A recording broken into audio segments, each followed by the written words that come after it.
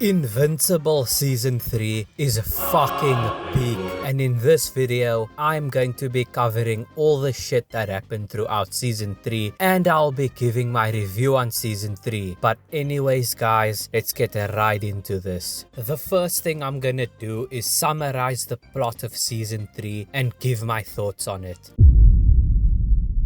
So we start off with Invincible training to become more powerful. This includes things like fighting a giant monster, lifting a massive iceberg, dipping his whole body in lava, flying to the moon and back, and bench pressing this huge metal thing or whatever it is. Honestly, I'm glad that Mark is finally training properly, because he's been getting the shit kicked out of him way too much.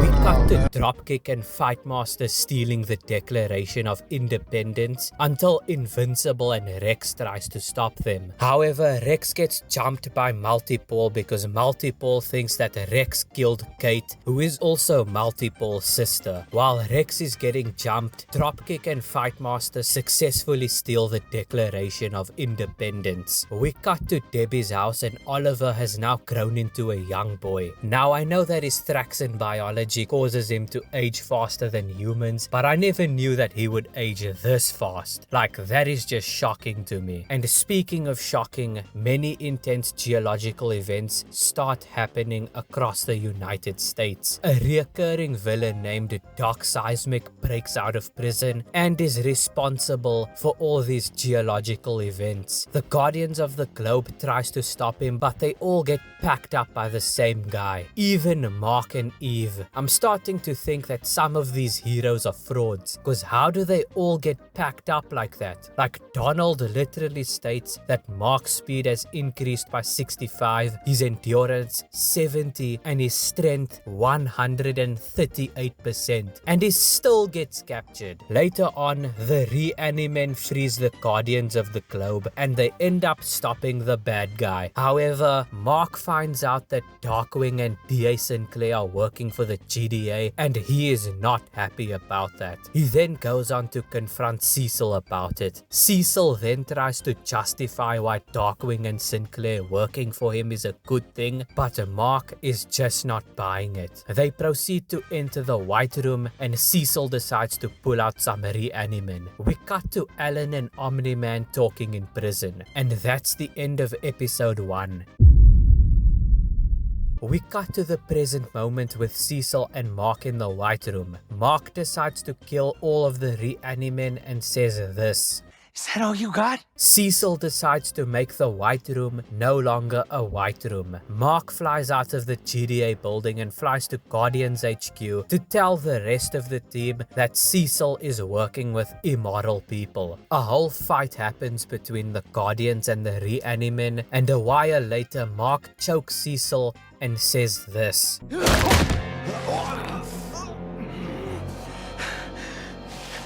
I will never work for you again.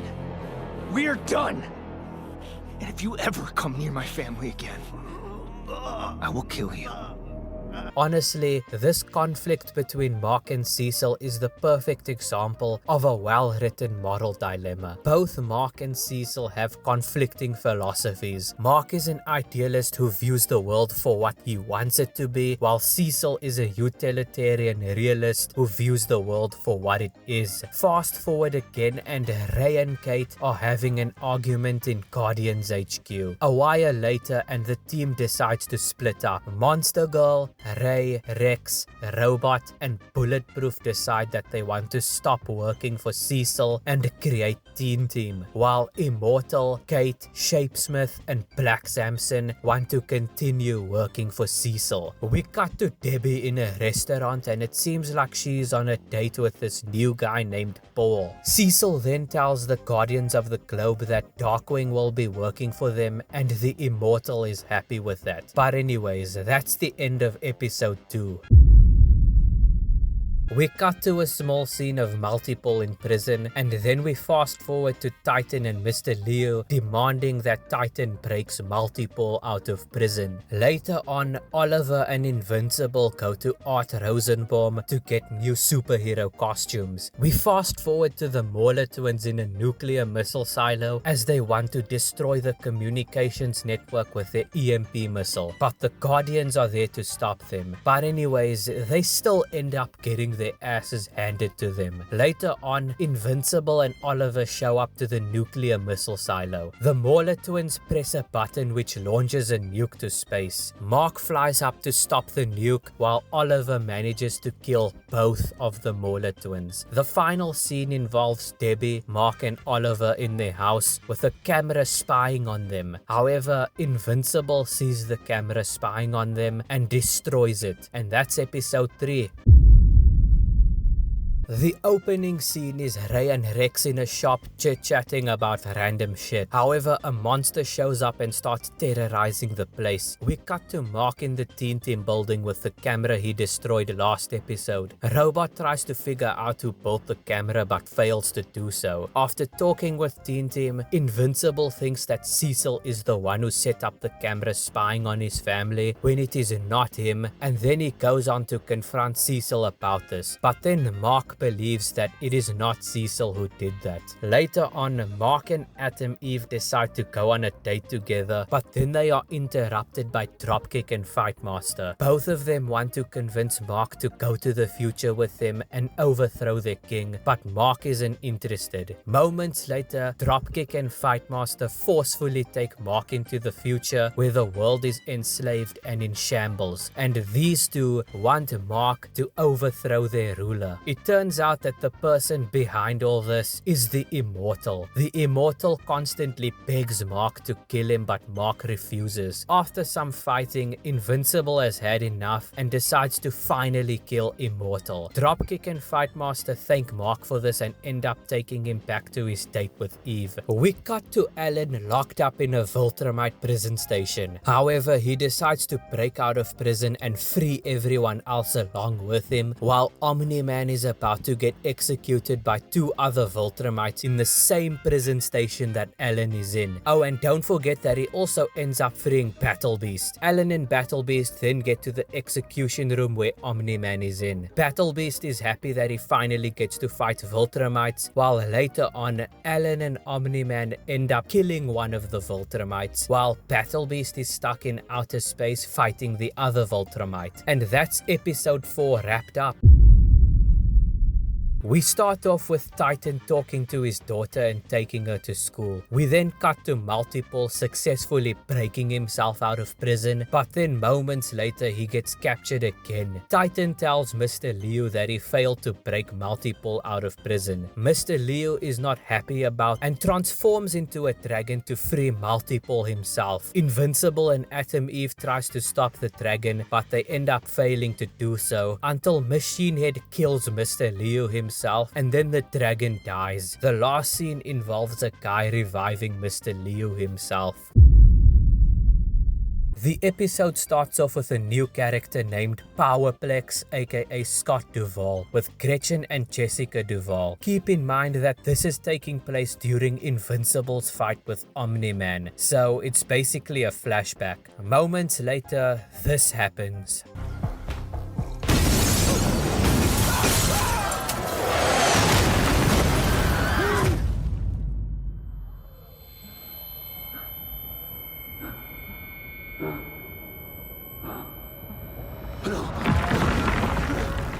Jessica!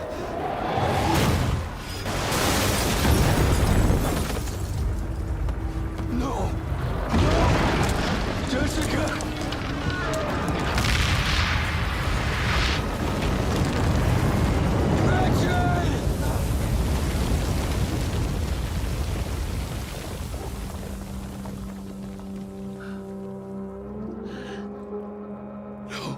The rest of the episode is basically Powerplex trying to get revenge on Invincible for killing his family. However, he does get a chance to kill Invincible, but fails and ends up killing his own family in the process. The final scene of the episode is Angstrom Levy in another dimension with other Invincible variants. The Invincible War begins. Angstrom Levy sends many Invincible variants from other dimensions to the main dimension where the main Invincible is living in. He tells the variants to destroy everything they see, and the war goes on for 3 days straight. Also, one of the craziest things happen. Rexplode literally sacrifices himself to kill an Invincible variant. RIP Rex, man. By day 3, Angstrom decides to trap all the Mark variants in another dimension because they threaten to kill him. The final scene is Mark putting his arm against something. After all this, Mark thinks he is finally catching a break until someone monstrous shows up. Stand ready for my arrival, worm.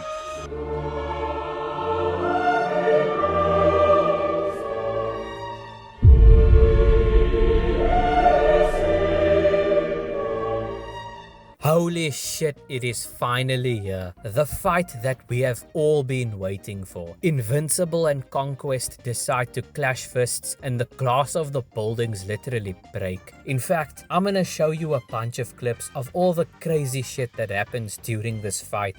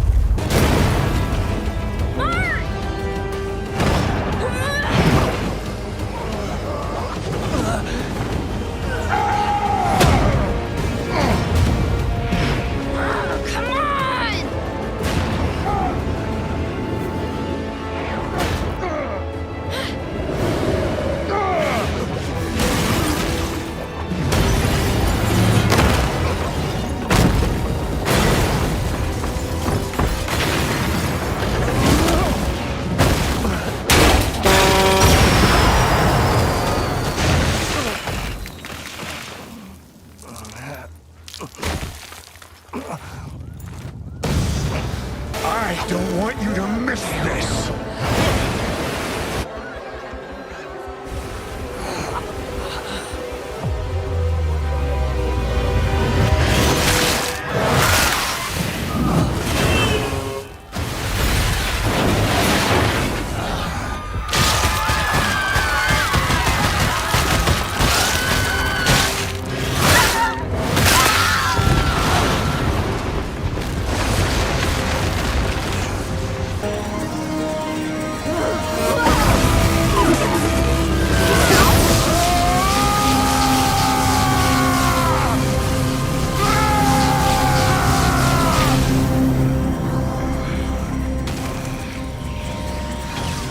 Jerk. Eve. How?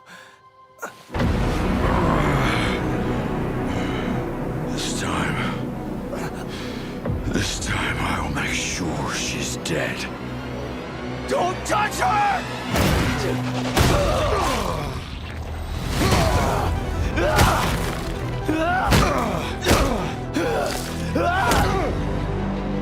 Got more than enough fight left in me for you, boy. See? More than enough. Not enough.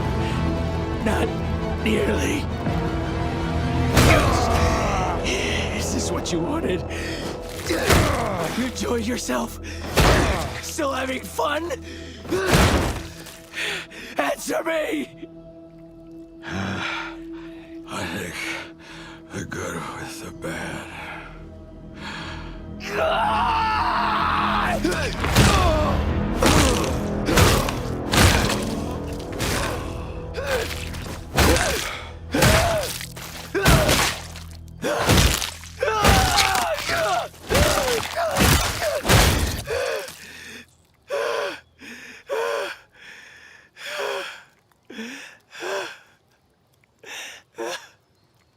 Rex's funeral also takes place during this episode, and Cecil making this dumb decision also happens. And we also get a new Dark Blood subplot that will start in season 4. But anyways, that is the plot for season 3. To be honest, the plot of the show is really good, but I really wish that Alan, Omni-Man and Battle Beast got more screen time. Overall, I would give the plot an 8.5 out of 10.